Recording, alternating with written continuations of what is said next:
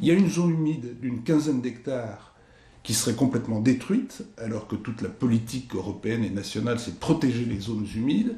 Le littoral, c'est un milieu, en Europe, partout, et en France, tout à fait exceptionnel, c'est un milieu fragile.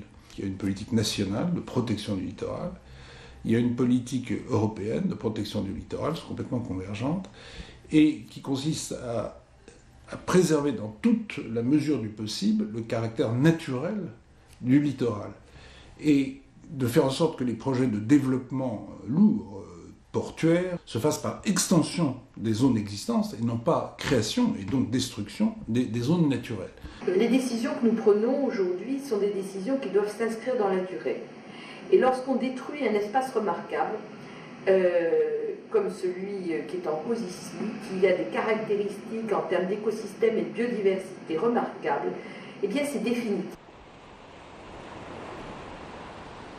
Nous, les sédimentologues, on a l'habitude de dire on ne s'emballe pas, on ne fait pas les choses tant qu'on n'a pas une analyse fine. C'est-à-dire dire pourquoi ne pas tenter une modélisation.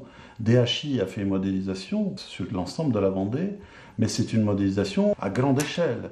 Là, il faut affiner les choses sur un secteur déterminé et évaluer ce que peut engendrer ce genre d'ouvrage sur le transit sédimentaire.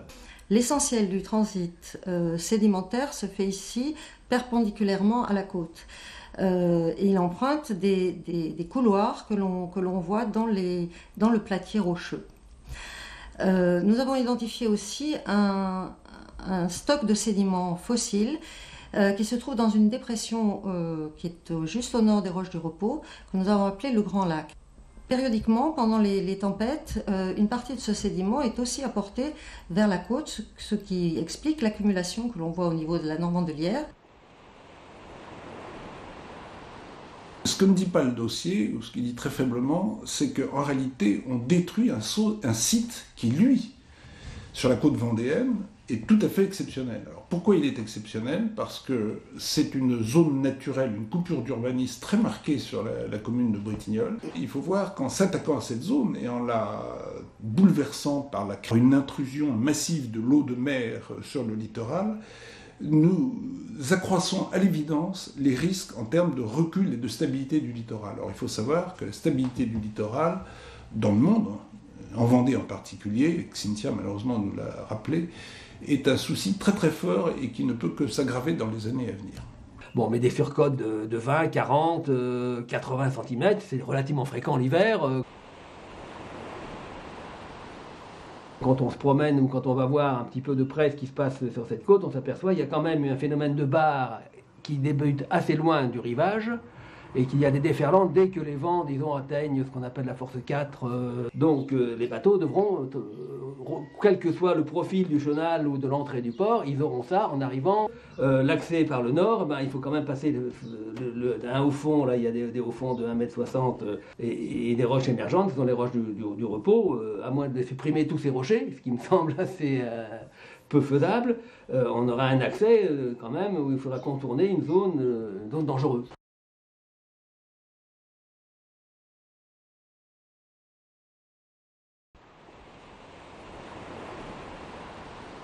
Le port, à lui tout seul, générera une recette fiscale de l'ordre équivalente à celle que généreraient 4000 maisons sur le site de Bretignolles. Donc on compare deux choses qui ne sont pas comparables.